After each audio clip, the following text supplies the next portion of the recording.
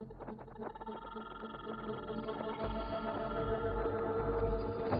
saw the city in the deep, deep distance that was dark green and all these lights flickering and clouds flowing over it. And this all started after tremendous geometric patterns that are incredibly rapid that you cannot describe to anybody. They're so fast. After those had slowed down, I saw this city in the deep distance. So I was sort of watching that, and then this ball of light goes right past me, right in front of me, like, what was that? It didn't scare me, except it was so close.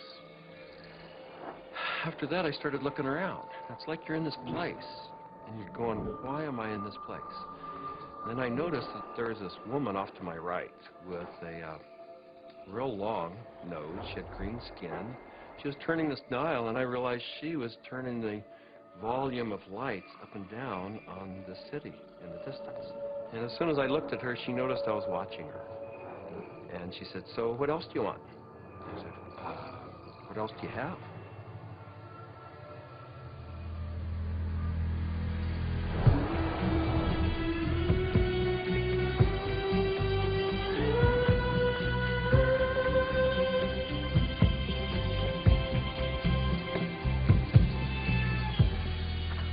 This is the story of DMT, or dimethyltryptamine, a simple compound found throughout nature which has profound effects on human consciousness.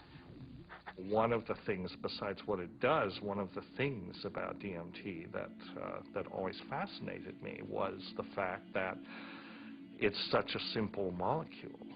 DMT stands for dimethyltryptamine, N-dimethyltryptamine.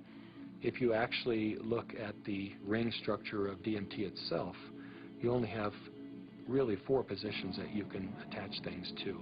So you can make diethyl or dipropyl. There are some other types of carbon chains you can attach to that end that do give you compounds that have activity, but very different from DMT. It biosynthetically, it's 2 steps from tryptophan. Right, 2 trivial enzymatic steps from tryptophan. Well, tryptophan is an amino acid, of course, and it's everywhere. So all organisms have tryptophan, and all organisms have the 2 key enzymes that lead to the synthesis of DMT. And these enzymes are very ancient enzymes. They're all over the place. They're, again, part of basic metabolism. So theoretically, anything could synthesize DMT. DMT is astonishingly widely available in plants and animals all around the world, but so far nobody really knows why it's there or what its function is. That's the $64 billion question, is why is DMT in our bodies? Why is it in plants and all sorts of mammals? What is the role it plays in humans?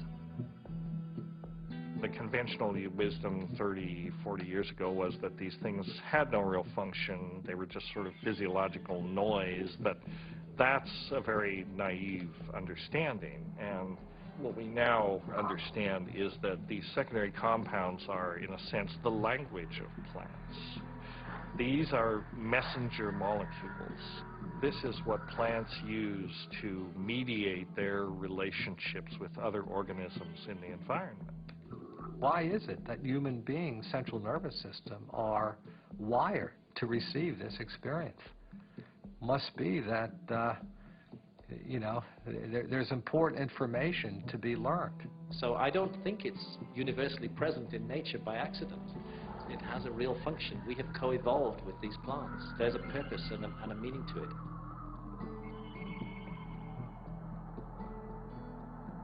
So it really fits in with the notion that DMT may be the common molecular language, resonant language, among all living beings on this planet and maybe others as well. I can't think of a more powerful tool to explore the whole question of what is consciousness. these substances are tools that can be used to expand awareness in all areas of life and apply that expanded awareness for the betterment of people's lives and their communities, their families, and our society. The good news is that there's a growing number of Westerners and actually intellectual scientists, artists, movers and shakers, filmmakers, and so on, who realize that this stuff is all too interesting just to go on keeping it swept under the rug.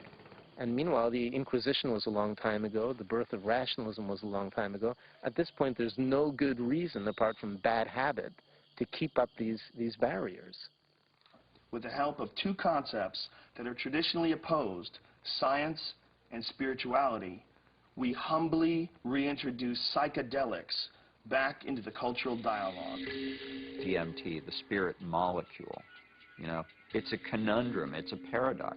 What the spirit is the inner world. The molecule is the external world. So the psychedelics or entheogens take us from the science to the spirit.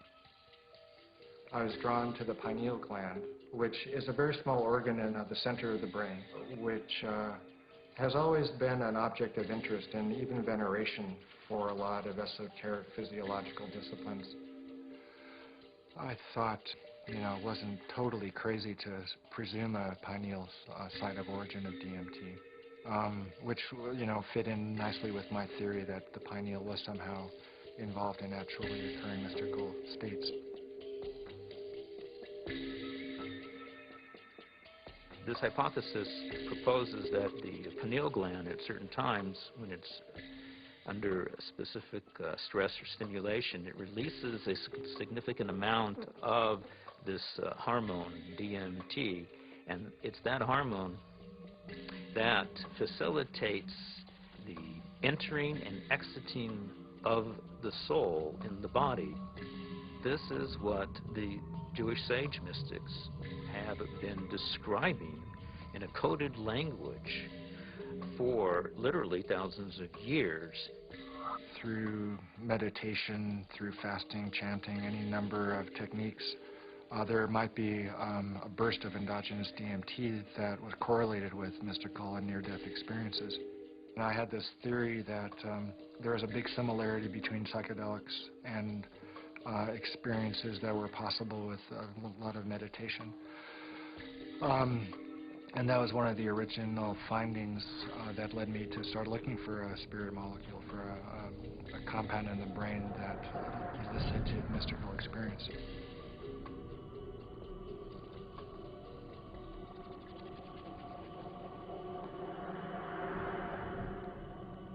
I think there may be a role for DMT in explaining any number of hallucinatory phenomena, you know, that man has experienced, you know, throughout his history. Creativity, imagination, dream states, changes that occur due to isolation, trauma, starvation, all of which produce hallucinatory phenomena. These hallucinatory phenomena are explainable by the presence of compounds known to produce hallucinations.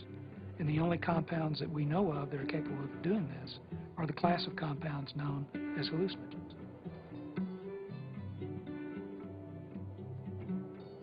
When thinking about spiritual states, I think endogenous hallucinogenic compounds and molecules that the brain can potentially release are probably very relevant to this topic, because on one hand, they may really help us to elucidate what is the neurochemical mechanism of these experiences. I mean, if we can say that there's a release of endogenous opiates, or we can say that there's a release of dopamine or something like that, and we can measure that release, and we can see where in the brain those different molecules go, what receptors they activate or deactivate, and hence we can really learn a lot more about what these experiences are, because it really can allow us to match up these experiences that people have with hallucinogens, as well as understanding where they are related in the context of the brain's receptors and the different parts of the brain that may or may not become active.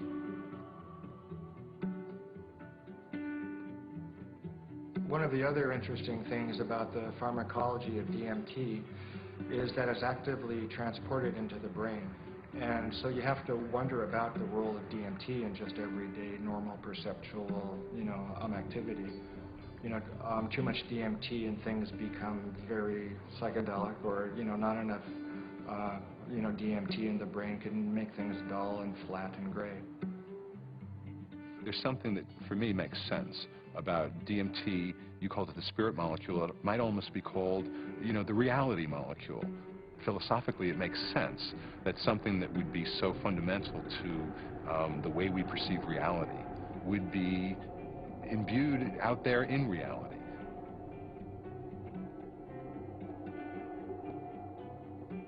There was a sense around it that there was something special, that it wasn't like anything else. There wasn't like other psychedelics. Its intensity and speed was such that it really produced a different kind of response. I mean, I remember almost getting the sense that it was kind of like a psychedelic bungee jump, that there was a kind of raw leap into this rapidly changing environment that was very different than the more gradual approaches of other psychedelics.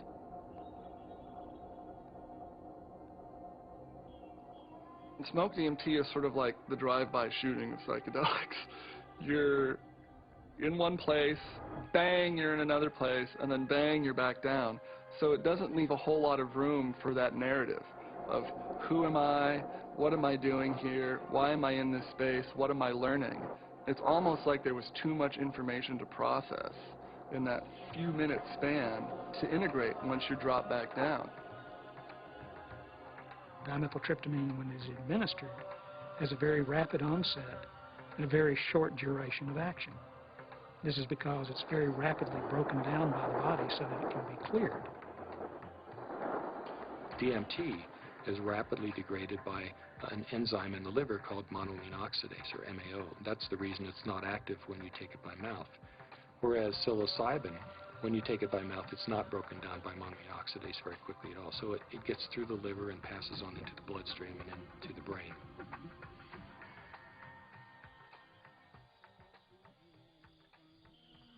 Yeah, I'm very interested in ayahuasca. When I began my studies in the early 1990s, ayahuasca was just starting to make inroads into the West, but it's obviously become a lot more popular in the last 10, 15 years. And the visionary ingredient in ayahuasca is DMT. Through some amazing feat of pre-literate chemistry, the Amazonian natives stumbled upon or combined whatever. I don't know how they did it, but they found that one plant contains DMT and one plant contains an enzyme inhibitor. Combine them, you can drink DMT, and it's orally active. So it starts working in a half hour, lasts for 3 or 4 hours. And you can, maneuver a lot more comfortably within that state than you can when you're just smoking it or injecting it. Orally active ayahuasca tends to pick you up and gently carry you into the space and hug you and embrace you and clean you and show you all sorts of mystical visions, and then it very gently brings you back down like you're floating on a feather back to the ground. As valuable as my DMT experiences have been, I feel that there's a lot more enduring value really in this folk technology, which stretches it out and makes it a navigable space. Our whole Western, European-derived tradition of distilling alcohols and isolating chemicals and making everything stronger and taking it out of nature and putting it into the biggest punch that we can, I don't think that generally that's the most useful way. I think there's a reason that cultures have learned to turn a 5-minute experience into a 5-hour experience. It seems to me that ayahuasca has had a plan, and that it's reached out into the world and brought DMT into many, many thousands of lives in a much bigger canvas than it had reached for the last 10,000 or however many years. And it's done it very rapidly, and it's done it with form to go with it. And ayahuasca is much harder for the power structures that we have now. It's much harder for them to put down because it has been part of a legitimate religious and spiritual practice for thousands of years, certainly in the Amazon. And we can't just dismiss all that as primitive mumbo jumbo and superstition. We have to get to grips with that on its own terms. I think that there's a growing number of people who feel this desire to get back in touch with nature, with plants, with animals, and who know that through the shamanic path there's a way of doing this, and that actually these tools, these psychoactive tools for plants like ayahuasca is a very direct way of doing this. Now, it may not be everybody's cup of tea, and I think a lot of people are actually with reason afraid of it.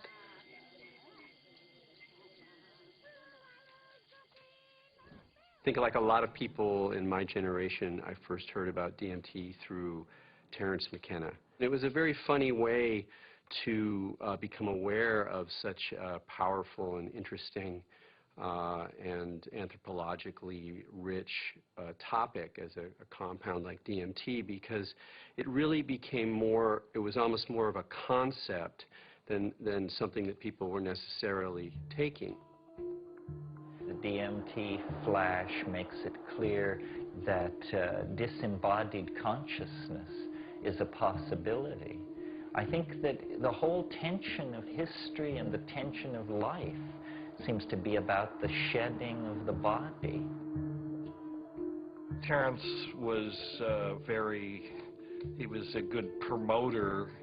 Basically, he said it's the ultimate metaphysical reality pill. Even though it's not a pill, but I thought that was a pretty good characterization after I took it. It seemed to be of a different order than LSD and mescaline and some of the other things that were around. DMT really did seem to be a whole other level of experience.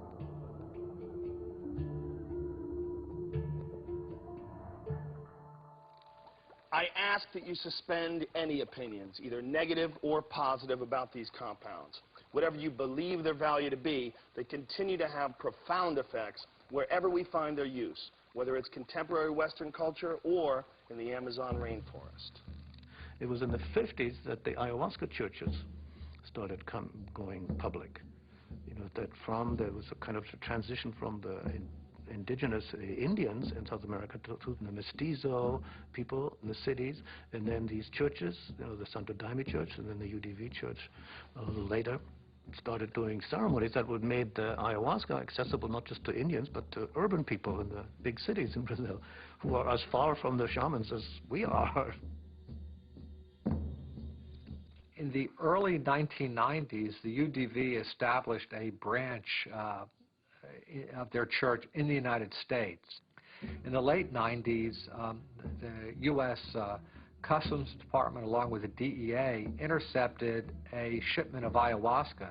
The church protested the government action. They contended that it violated the Religious Freedom Restoration Act, and the case was heard in the U.S. Supreme Court, and in February 2006, their decision was announced, and it was a unanimous decision on the side of the UDV. Why is it that in the entire Western world, these substances that have been found to be so interesting by hundreds of cultures for thousands of years are prohibited? How did these cultures that consider themselves to be enlightened, democratic, and scientific get to declaring plants illegal? It can seem weird, but there's clearly something deep and revealing about the nature of these societies. Our society values alert, problem-solving consciousness, and it devalues all other states of consciousness. Any kind of consciousness that is not related to the production or consumption of material goods is stigmatized in our society today. Of course, we accept drunkenness, We allow people some brief respite from the material grind. A society that subscribes to that model is a society that is going to condemn states of consciousness that have nothing to do with the alert problem-solving mentality. And if you go back to the 1960s, when there was, a tremendous upsurge of exploration of psychedelics, I would say that the huge backlash that followed that had to do with a fear on the part of the powers that be, that if enough people went into those realms and those experiences, the very fabric of the society we have today would be picked apart, and most importantly, those in power at the top would not be in power at the top anymore.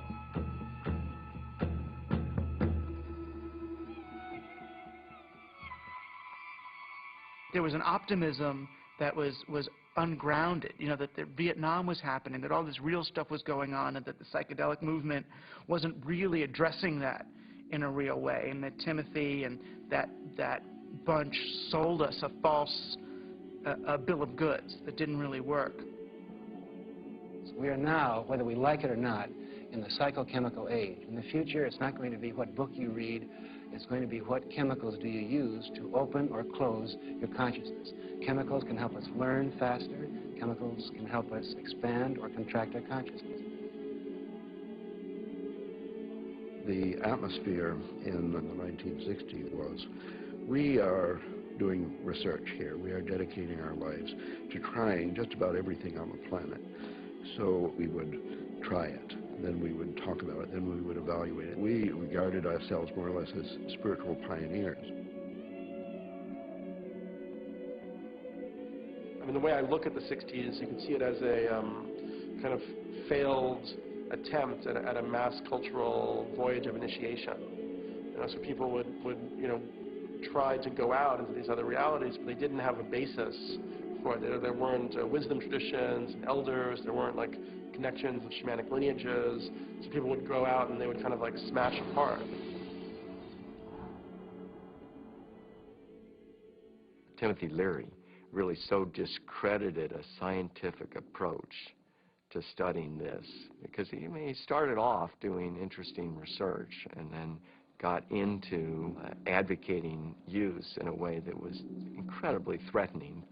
Culturally, we reacted, and politically, it became impossible to do this sort of research. Funding agencies didn't make resources available. Regulatory agencies increased the practical hurdles for initiating this kind of research. And I think people who had interest in research of this type largely were discredited because of their interest in the research. Social, political, scientific issues that came together pushed these drugs out of the scientific marketplace.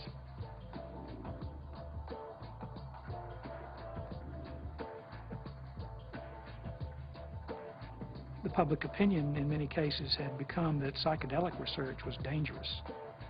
The lay public was uninformed about the true nature of these compounds and what their importance may be in the understanding of perception itself.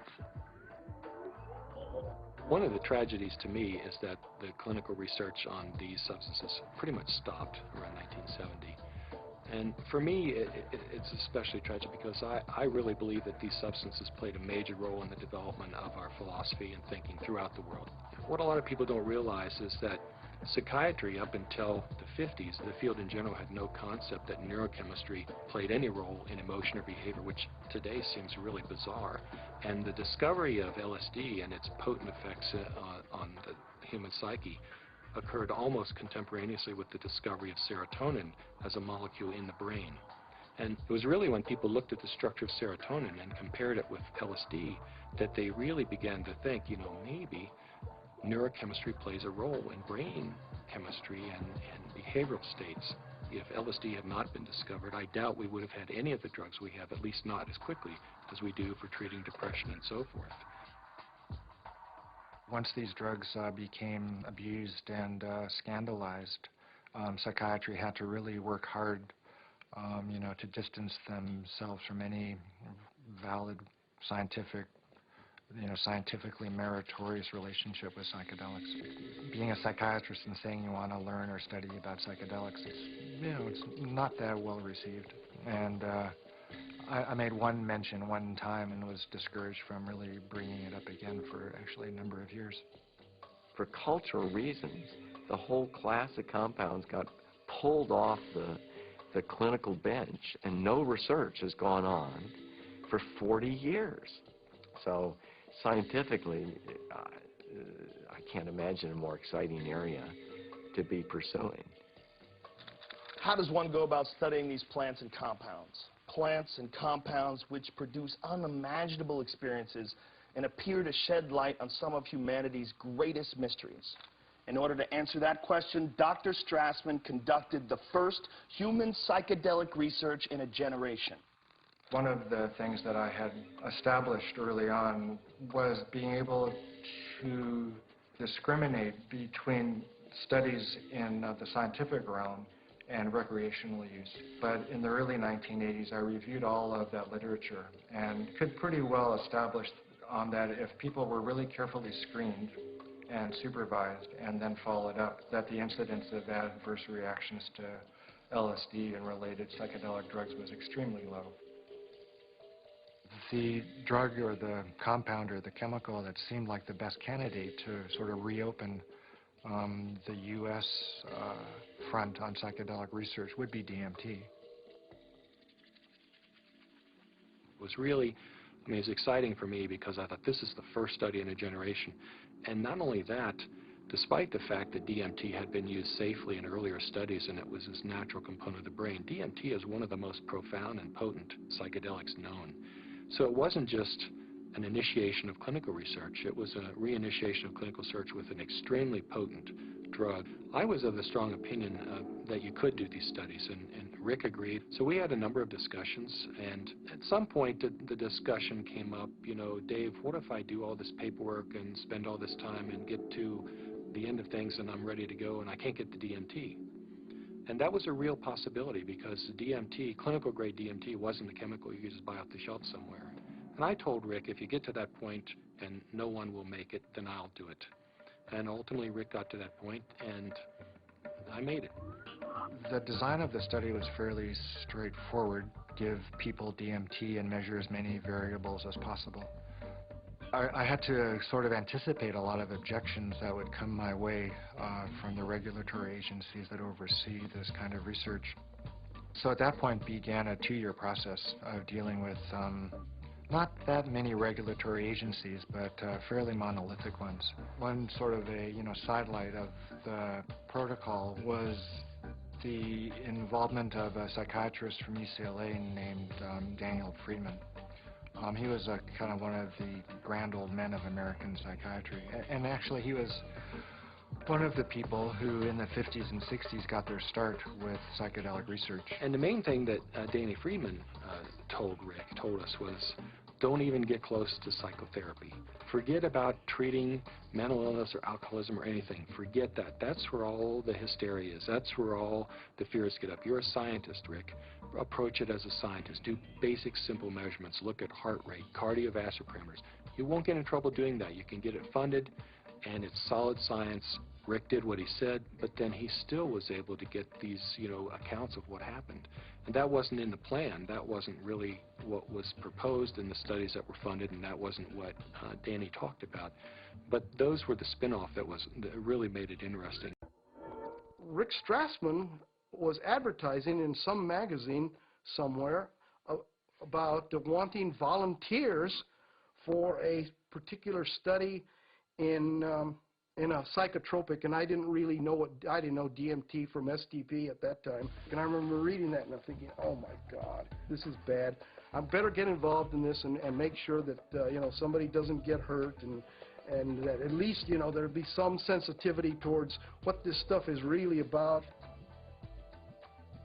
I met Rick's research nurse at a party, and she heard me talking about that I had used peyote ceremonially, and she took me aside and said, there's something that you might be interested in. We're looking for subjects, volunteer subjects, for some unusual research. I was a little concerned that the study participants might be a little obnoxious. Maybe that's not the right word, but you know, people that were just seeking to do a lot of drugs, and they were very professional people. There were varying degrees as to how much hallucinogen use they had been through. It seemed like there were some people that it felt like they had made it their life mission to experience every kind of substance out there, and then other people who I think were just interested for their own personal growth and or curiosity. Once we actually got into the preparation for the actual trips, Rick asked me about roller coasters. Do you like roller coasters? You know, the sensation of going up really high and then slamming back down towards Earth. And I said, no, I hate them. They're horrible. And he said, not good. I just wanted to go with the experience, learn as much as I could, absorb as much as I could, and be humble to it. The idea of legally sanctioned psychedelics was just very compelling. Plus, you're in a hospital, so should you get that uncomfortable experience that you're dying, you're with doctors in a very safe environment from that point of view. I mean, this was really very cutting edge, very out there, it was high risk, and people knew what they were getting into, and they wanted to have the extra reassurance, and I was glad, actually, to have a crash cart in the room and a team, you know, in the hospital to respond to any emergencies.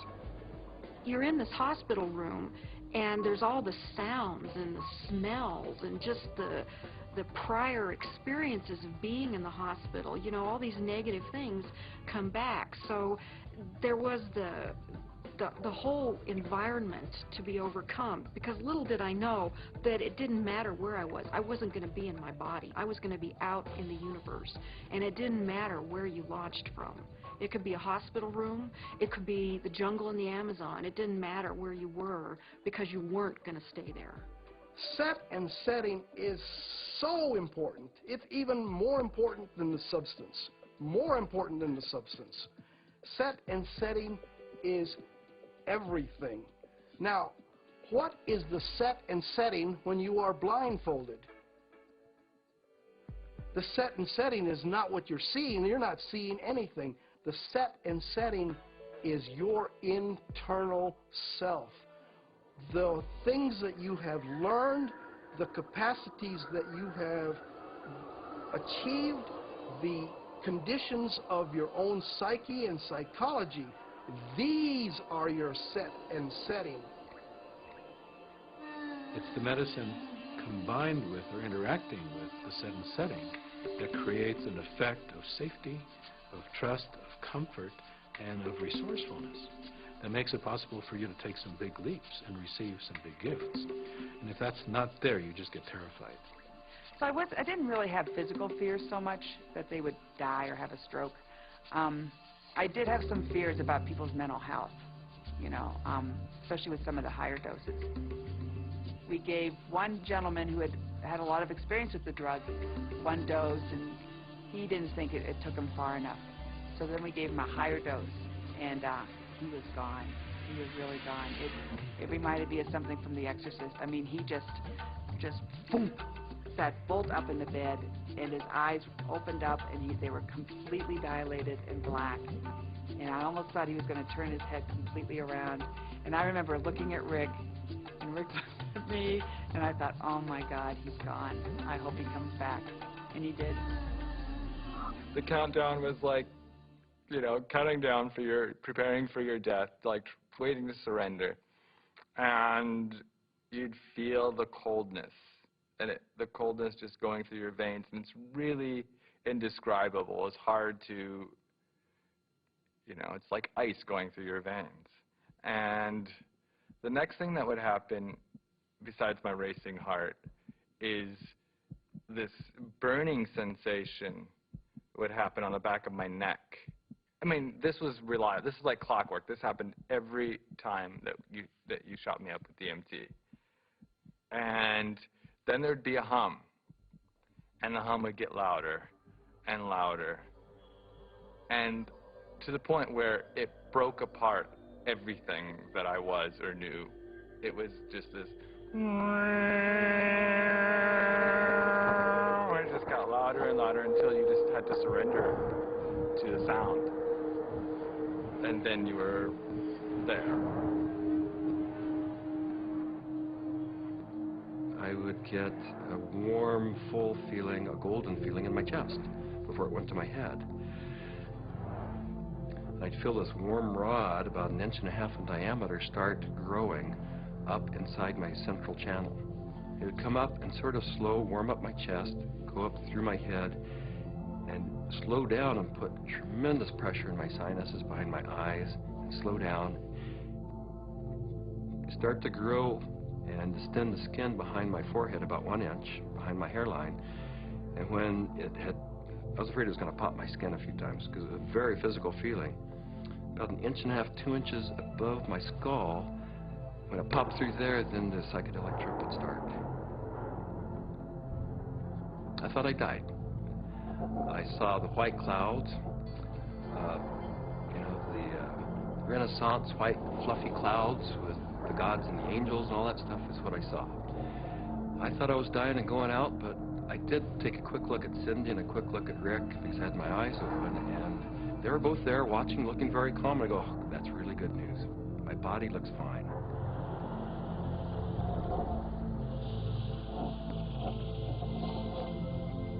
So I didn't know whether it was my birth I was re-experiencing, my death which was yet to come, because I know that time crumbles. The linearity of time is totally meaningless in these states. You are at the Godhead, the point where all time folds in on itself. More and more layers of my humanity start peeling off. Finally, the last, you know, almost the last layer, and I can't even describe what it is, but you have, at some reaches way in there, there is like the last layer of that which defines you as a human being, and it goes click. You are no longer a human being. In fact, you're no longer anything you can identify. There was no concept of time. It was so disorienting. I was so terrified. I have never in my entire life been so terrified to be blasted out of my body, to leave my body behind, to be going at warp speed backwards through my own DNA, out the other end, into the universe. And so I went right into this white light. As soon as I went into it, I lost any sense of being different, any sense of what I was doing, past, any sense of future. It was absolutely blissful and euphoric, and I just felt like it wasn't I. I was everything. I was the light. There was no sense of separation, no shadows, no differences, no past, no future. It was all present and white to yellow light. Then I felt myself falling out of this light, and as I fell out of it, I could feel the light was like a glow, like the sun with flames coming out and lapping out, and I could already start to feel this tremendous separation. I reached across, and it was suddenly I'm in the universe, in this huge void, with these beings on the other side, and I put out my hands, and this incredible rainbow of pink light went between me and these entities. And I was trying to make it be like a white light, but it was this incredible pink light, this energy of love that this capacity of love that we as human beings have, that I was trying to just send to them. This meteor-like trip through the infinite space of the interior consciousness is up pops the picture puzzle pattern door. And I'm now whizzing through this sucker like if it was nothing. I'm flying through it. But now I know what the picture puzzle pattern door is. The picture puzzle pattern door is the farthest reaches of your humanity. This is the doorway into what defines you as a human being. When you go past that, you stop being human to a degree, and the further you get past this point, the further away you go from being a human being. But right here, this picture puzzle pattern door is everything. It's everything. It's what defines you as a human being. This picture puzzle pattern door is you. This is like the actual core of where all of reality is emanating from. This is where meaning comes from. Symbols were pouring out. They were intertwined. Every symbol and letter and in every language was pouring out of this point. And I looked around at my environment and I was trying to absorb everything, to understand, but there were all of these machines or structures or things that I had never seen before, that I had no idea what they were. I was like a caveman in a computer lab. I didn't have any idea, but I knew in my intellectual awareness that this was a very advanced civilization or life forms or whatever they were. They were so far advanced from what we know here on Earth. There's one state in it, I call it the hobby horses, and they're interlocking, reticulating, vibrating hobby horses, and I use that's what they seem like to me. They interlock and they form a visual pattern that seems infinite in scape. And then you're on the inside, outside, inside, every side, and so it's less possible to use, words sort of start to escape you. The texture of the space was very much like an animated Mexican tile. It seemed to be hyper vivid in color, in the Technicolor sense, but also very clay-like and earth, like with an earthen, pointing towards earth, but not really being of earth. And there was no I. There was just a sense of a witness being suspended in this incredible vaulted space, like a cathedral made out of stained glass of all imaginable colors. Unbelievable brilliance and saturation of color. Just this amazing pattern in this dome, this gigantic dome. It felt like the size of a small planet. And there were these winged beings. I don't remember exactly what they looked, but were like angels, something like angels, that were majestically kind of flying through the space.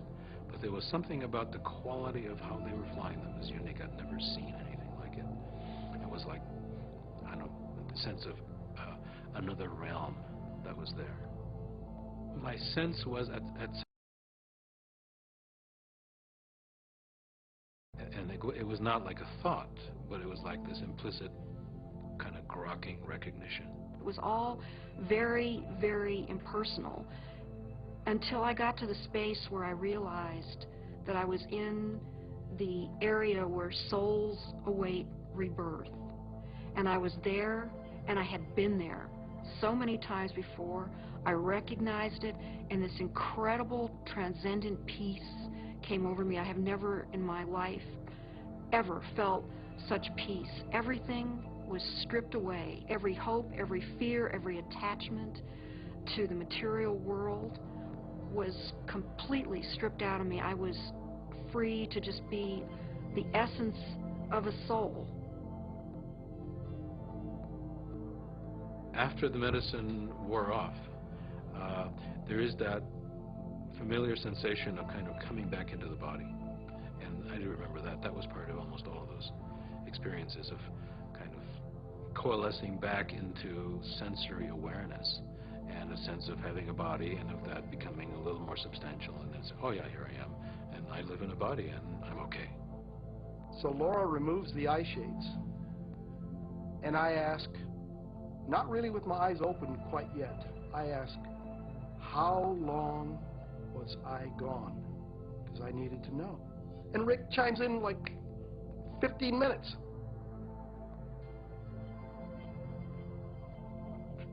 for a moment, I'm shocked. I'm like, you know, the mind, you know, has to try to catch up, because now the whole cognitive dissonance of the experience has to catch up. I was gone for 15 minutes. 1,000 years of experience in 15 minutes.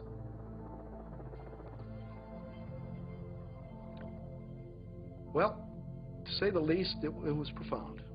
It was profound.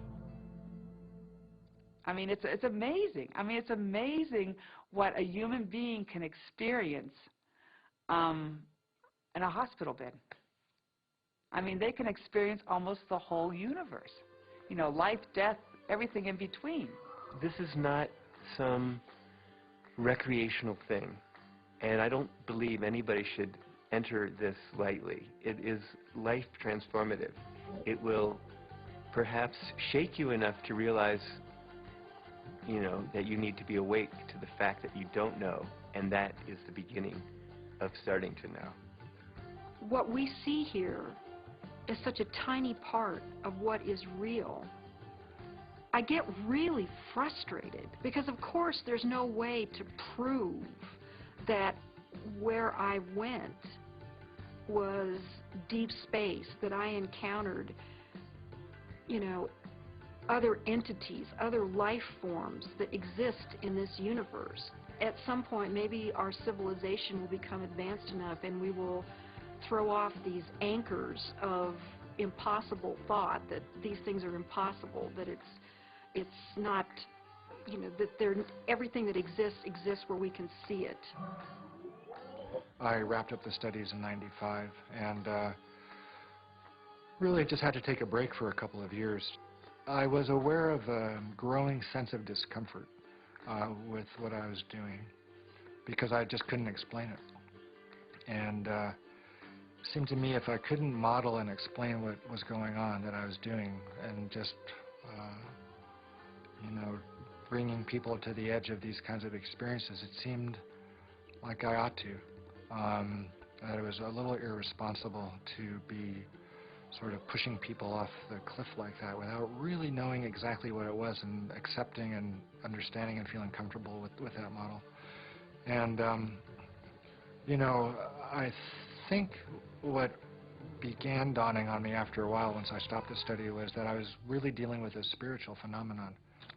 What do these experiences say about the nature of reality, the nature of our minds, or the function of our brain that we can so quickly shift into these alternate realities? Let's take a step back and consider how these experiences inform us about ourselves, our consciousness, and the symbiosis of the two.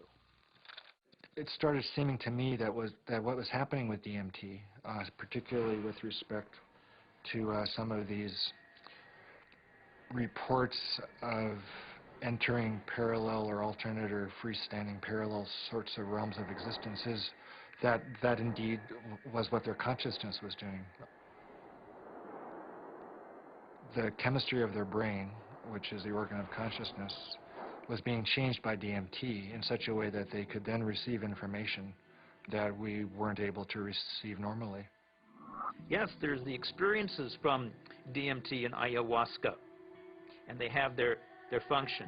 But if we'll also look at what it enables us to see, it just rips that filtering mechanism away for a few minutes, and for a few minutes you're immersed in sort of this raw data sphere of input, of sensory input, of memories, of associations. I mean, it seems like the brain builds reality out of these things, what you're experiencing, what you have experienced, and how you associate and synthesize these things together to tell yourself a story, essentially, about what's going on, where you are in space and time.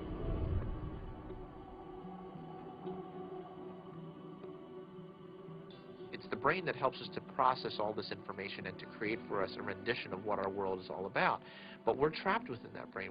However, in spiritual experiences where people feel that they get beyond the self, in certain types of psychedelic experiences where you have incredible sensory and other types of phenomena, people really feel like they are able to kind of get outside of their brain. We have to take a very big look at what is going on within them when they have the experience and try to understand how it happens physiologically and try to make sense of it from the subjective perspective as well as from the objective perspective. I don't think you can just say, let's just explain it away on the basis of science. What I was doing early on when I was hearing these reports were interpreting them, calling them psychological or brain chemistry aberrations or whatever, that there was a part of the brain that was being dinged that was responsible for the alien appearance phenomenon. This is not a new phenomenon. Entities in altered states have been recognized for an extremely long time in many cultures over the millennia. Helpers, spirit assistants, angels, all of these different entities have been fairly common throughout man's experience of altered states and through much of man's mythology.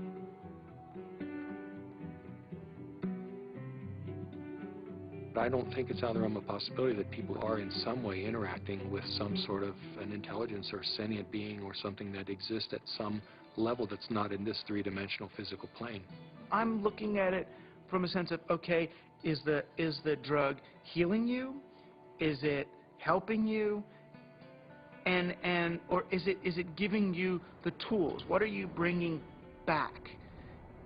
What you bring back, I think, has to be something more than there are these entities out there. The best psychedelic explorers are people who realize that even the truths they see on a trip are not truths, but new models, new what-ifs, alternative frames. Unless there is a map and a clear methodology, then one will just have a variety of different experiences.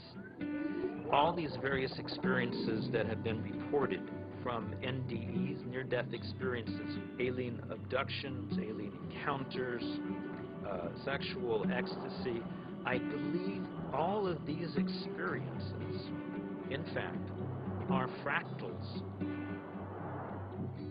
If we understand the concept of fractal geometry, no matter how small it is, it contains everything that is in the larger picture.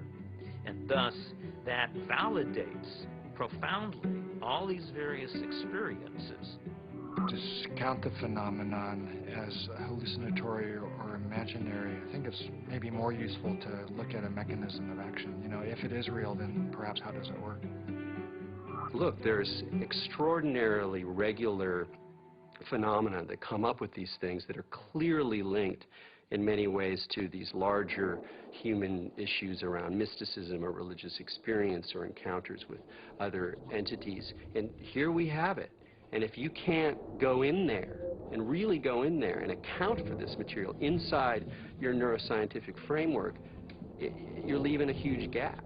You got to account for this stuff the way you got to account for dreams, the way you got to account for all sorts of psychoactive responses.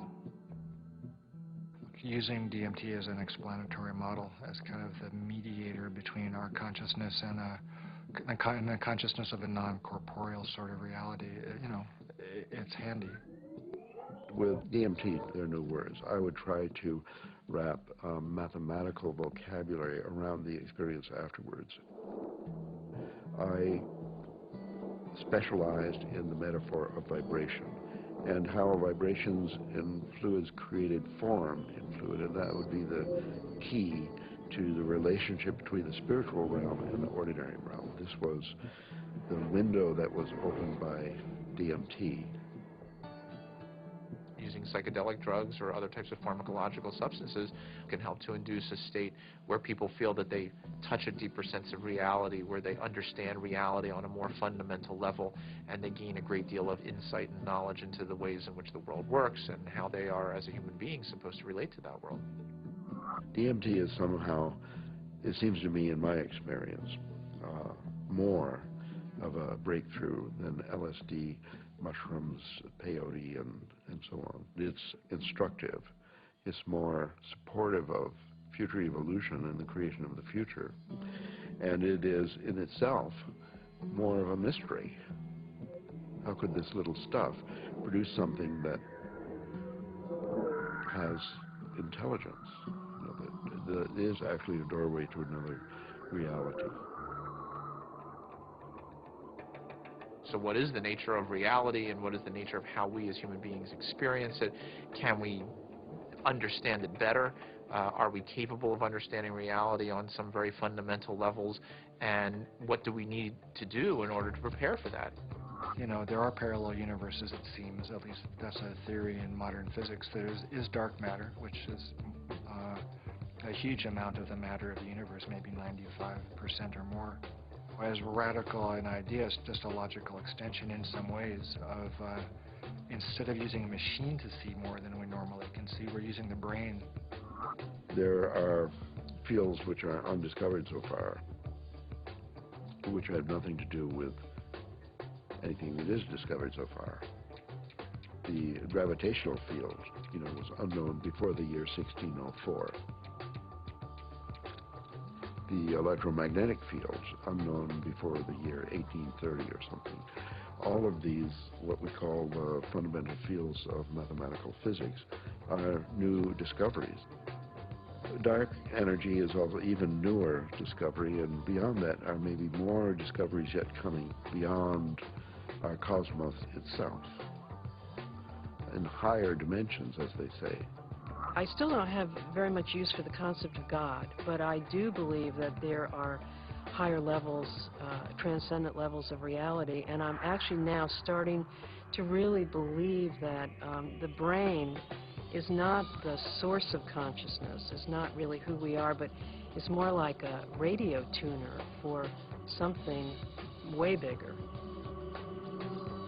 Are these experiences spiritual experiences, or otherwise are they created by physiological processes, or is the brain itself responding to something that's going on? And the fact that somebody may actually find a way of turning on their brain to spiritual experiences, again, I mean, I'm not sure that that necessarily diminishes the reality or the realness of what those experiences are about. If the pharmacology or the psychopharmacology of psychedelic experiences turned out to be essentially the same as religious or spiritual experiences, it would help us to understand where these experiences are occurring within the human brain. It would help us to understand where these experiences are occurring within the human brain. I'm actually quite convinced that we're probing the biological basis of moral and ethical behavior. I think these primary religious experiences really are at the bedrock of the world's religions. The research and knowledge and speculation about the pineal body and DMT is in fact the hand of God that is interacting with our natural evolution to stimulate and accelerate the process of redemption of individual and of collective global enlightenment. Because of my ayahuasca experiences, I consider myself a spiritual person. I know things now that I could never have known otherwise. This experience is so familiar for a lot of different people, and it's so easily acquired, and so much information comes with so little effort that it is a kind of a miracle. It's a miraculous way for us to transcend ordinary reality and obtain maybe an intimation of what's necessary for survival. Ranging from new forms of medical treatment to a better understanding of the universe to life-changing spiritual revelations, these natural tools offer us the ability to seek greater knowledge. Tools that could positively affect life on our planet. Let's answer Dr. Strassman's question. If so, so what? Because of the collapse of consciousness, spiritual and scientific knowledge split apart. Both these modes of knowing have to come together. In other words, science and technology, from a traditional religious perspective, is not an extra. It is part of the process by which humanity is going to evolve into its next stage. How do we find like the right form for psychedelics in the future? I mean, assuming that psychedelics are part of the human future, right? For that, at the moment they're still, you know, generally repressed and suppressed and legal. If that were to change, you know, how would we begin to construct a kind of system that would allow for a kind of rational and mature exploration of psychedelics? I think that the name of the game is to show science the pertinence of this somewhat outlandish realm. And it's not just crazy stuff. It shouldn't be considered as, let's say, not even worthy of interest or illegitimate. I actually think because it's declared off bounds, it just makes it interesting to start with. But one doesn't want to throw out the baby with the bathwater, and I think it's really important to stay faithful to science. What does it mean? Why is there a part of the brain that seems to be, for lack of a better word, a God detector? You know, what's the evolutionary advantage to having some part of the brain that seems to, you know, trigger and mediate experiences of the transcendent? The Kabbalah is revealing to us that the pineal body is actually the very edge of the higher dimension that is penetrating into our lower dimension, and it is located precisely in the middle of the brain. I can remember reading about Descartes, thinking that it was actually the interface between the spiritual dimension and the dimension of matter. And I remember studying that as a foolish idea from our history. And now it seems actually like a very interesting idea. What we are looking for out there is really in here. It is the doorway. It is the gate. So we focus on the transformative effect of the psychedelics. But it's also true that the reverse is true, that it requires transformation in order to embrace psychedelics. You know, it's one of the tricky paradoxes of postmodernism that psychedelics both require and produce a transformative effect. We have severed our connection to spirit. That's what our society has done. It has sought to persuade us that the material realm is the only realm, and the only way we're going to recover is to reconnect with spirit. And I truly believe we need the help of the plants in order to do that. Part of our work is to respect these medicines, and then to change the culture enough that people doing them can be respected and held, and not everybody needs to do them, not everybody should or wants to, but it isn't pushed to the side. And so part of that does involve then research, because that's how in our reductionist society we validate things. With the passing of the years and the opportunity for sober reflection, I think there's a growing appreciation that there may be something to gain from studying these compounds, that there's a lot we can learn, and there may very well be treatment models, particularly for patient populations for whom conventional treatments are ineffective, for whom the psychedelic model, when utilized optimally, may provide great benefit. I think the most important thing that we could do right now that would be fairly straightforward to do is to ask and answer the question of whether ayahuasca could help people who have drug and alcohol abuse.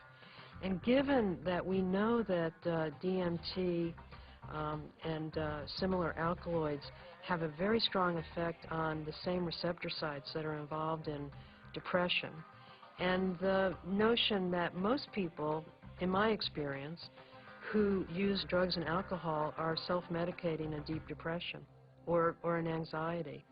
I've had permission now over the last few years to utilize psilocybin, which is the active alkaloid in hallucinogenic mushrooms, in the treatment of patients with advanced stage cancer who have anxiety. We're treating the anxiety, not the cancer. Now, you know, psilocybin is 4-phosphoryloxy N,N-dimethyltryptamine. So obviously, from a chemical structure point of view, very similar to DMT. Ultimately, what I want to do is see these things used in the way that they were used traditionally, to heal people, help people, and right now, helping people come to terms with dying. It changes your whole relationship to your death, your impending death. Believe it or not, you're going to die. And now, with this tool of having crossed over already, some of the fear around that will disappear. Now I'm beginning to wonder whether consciousness may actually survive biological death, that maybe the model that we've been working under in psychiatry and the behavioral pharmacology model is just wrong. It's backwards, actually. That consciousness is primary in the universe and matter is a result of. Utilizing substances like DMT or 5-methoxy-DMT may really help us prepare by practicing a transient dying experience.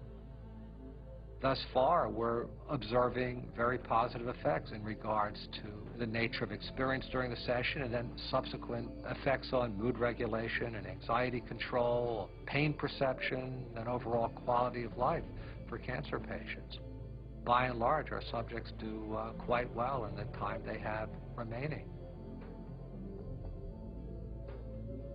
For those people who do come to terms with it, part of it is a recognition that these psychedelics open up a space that they weren't aware existed and sort of give them a vision of what could be past death, as well as a better perspective on the accomplishments they've made in life, a better feeling about what they've done in their own lives. But I think all people who have psychedelic trips and meditations and so on are poking more or less into the same higher realm and receiving some information from there. If we can develop this could be absorbed into ordinary science that we could approach with the scientific method and so on, then our intelligence, our capability of survival on planet Earth would be increased. I mean, we're a dying species. We live on a dying planet. We're killing the planet. So our disease is extremely serious, and therefore we're desperate to find new information, ideas, and so on that can transcend. We have to evolve, and I think our intellectual evolution may be predicated upon the psychedelic pioneers. It's so easy to change the world. I mean, and that's the kind of thing that you can see on psychedelics. If you don't get trapped in the beauty and awe of the psychedelic experience itself. It's like looking through the chandelier of reality from a different vantage point. You can now project through those crystals in another way, and it's beautiful. But okay, now come back. Now come back. I think if I ever were to resume giving people psychedelics, particularly DMT, it wouldn't be just to kind of tinker with brain chemistry and just see what's happening. I think one of the things I also learned in the research is that you just don't want to give drugs and see what happens. That's a little, I don't know if callous is the word, but that's the first word that comes to mind. I think if you're really going to open people up like that, you need to do it for a purpose, not just for scientific curiosity. And I'd like to be helpful rather than just sort of smart or clever. To my mind, is this kind of two-edged sword of simultaneously opening up to the numinous world, to the world of messages, the world of spirits, the world of entities, and at the same time rigorously taking that material into the acid bath of neurology, into sociology, into the ongoing construction of reality. And that the wisdom that these things bring is this kind of very tricky mixture of authentic religious experience with gods and messages and clear signs, and a sort of remarkable mirror of the mind. The curiosity, perhaps the uniqueness of the human creature, is that we live in both realms. We have the ability for spiritual experience, and we have the ability for physical experience. The agenda of the spirit world, if there is an agenda, is to allow us to experience our full potential and to deliver our full potential. And maybe the choices that we are making right now as a civilization and a society rebound far beyond ourselves. And I think DMT is a forcible reminder that there's a lot more about reality, the universe, ourselves, the biosphere, whatever, that there's a lot more to it than we imagine.